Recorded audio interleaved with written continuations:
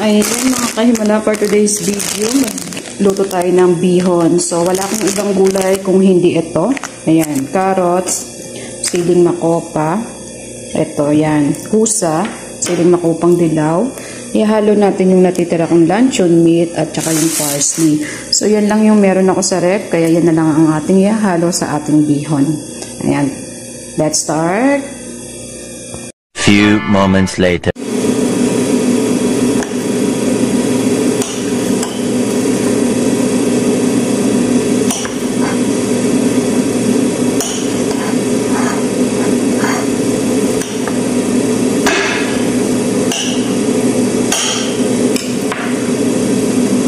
Much later.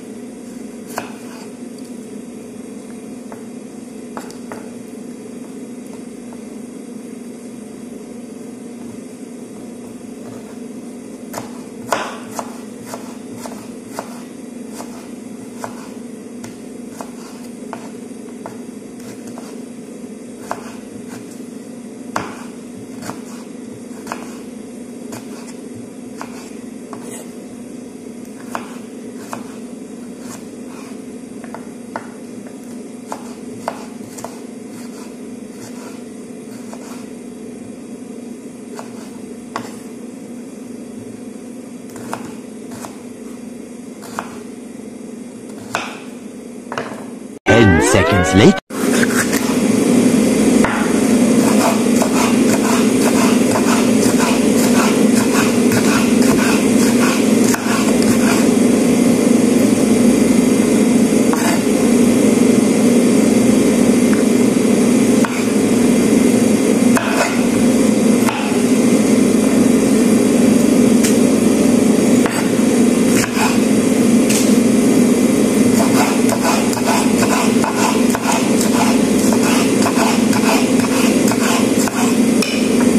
Much later.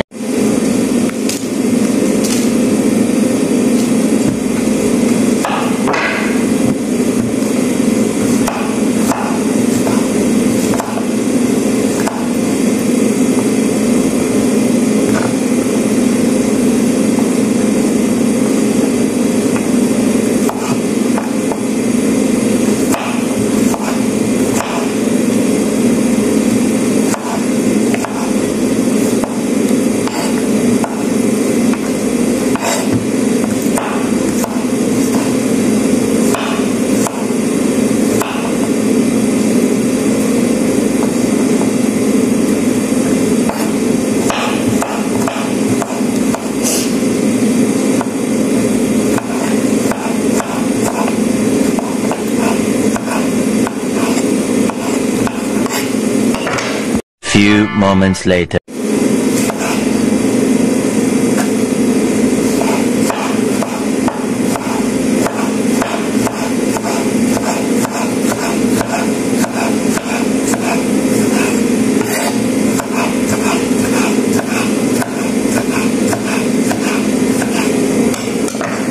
Seconds later.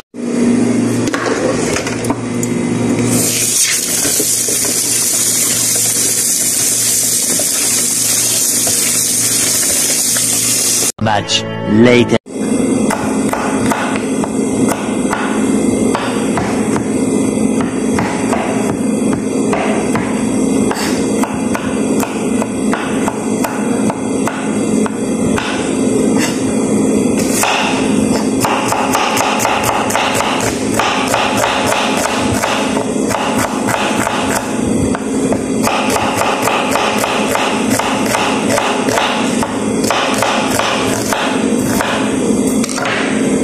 Seconds later.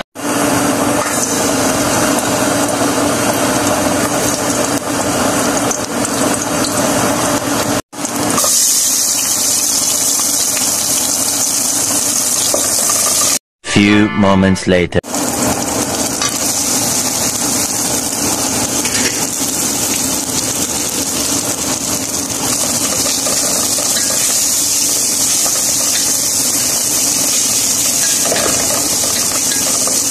Few moments later.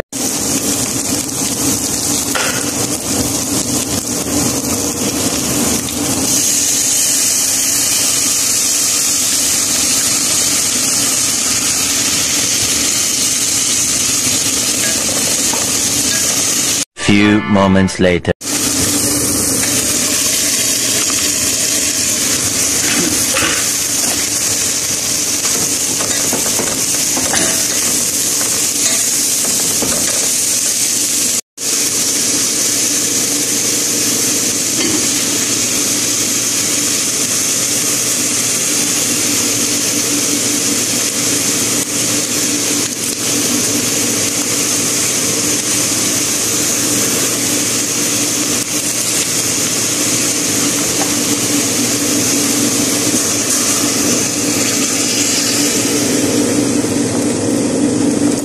Much later.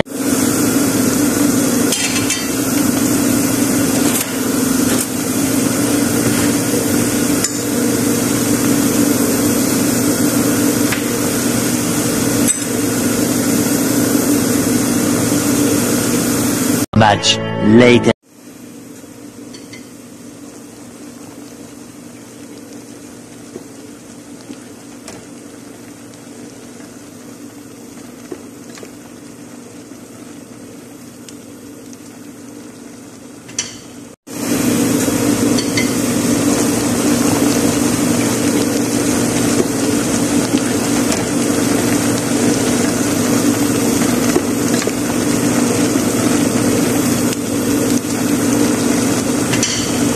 Seconds later.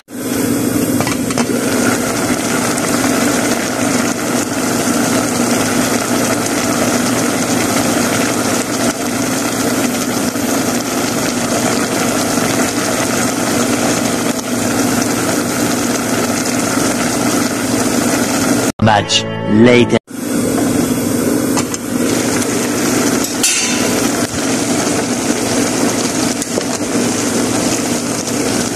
Ayan mga kahimala, malapit na siyang maluto.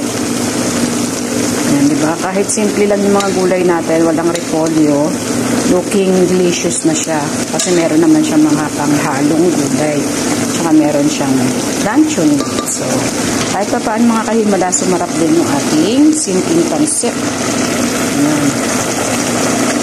Diba? Kailangan maging maparaan tayo sa bawat pagluluto natin. So, kung gusto natin maging masarap at kakaiba ito, gawan natin ito ng twist.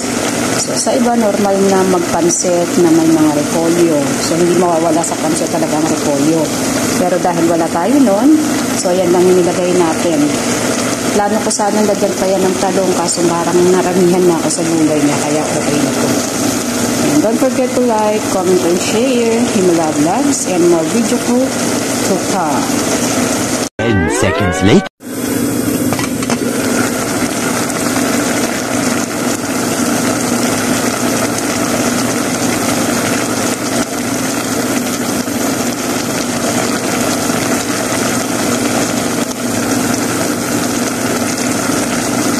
Much later.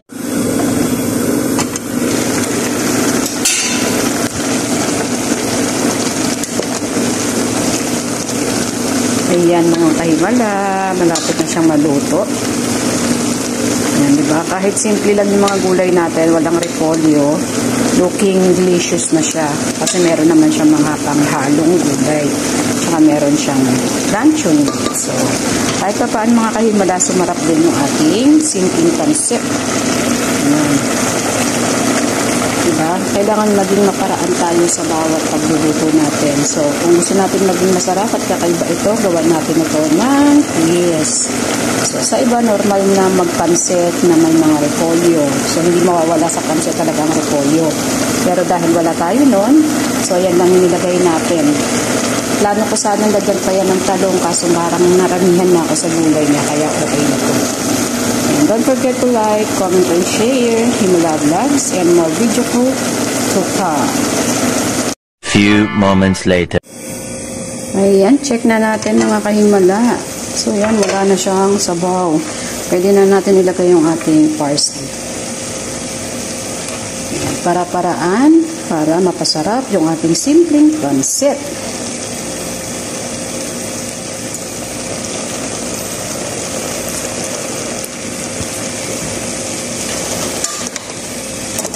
Yummy!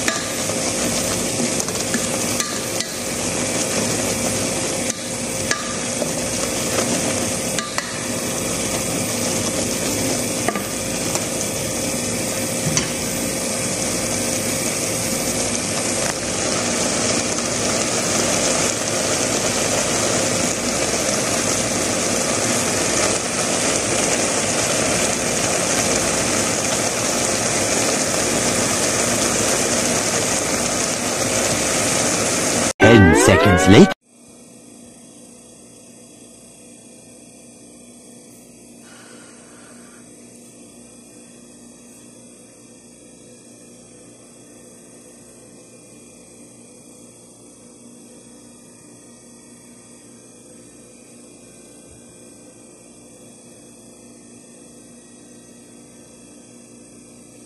Few moments later. Ayan, kain tayo mga kahimala. Kuha na tayo ng ating yummy pancit.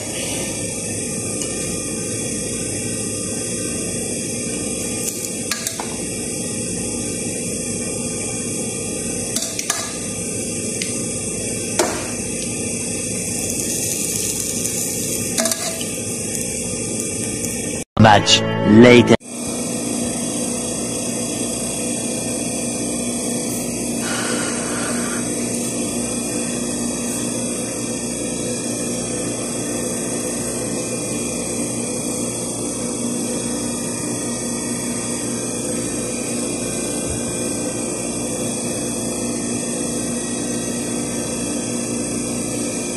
Seconds later.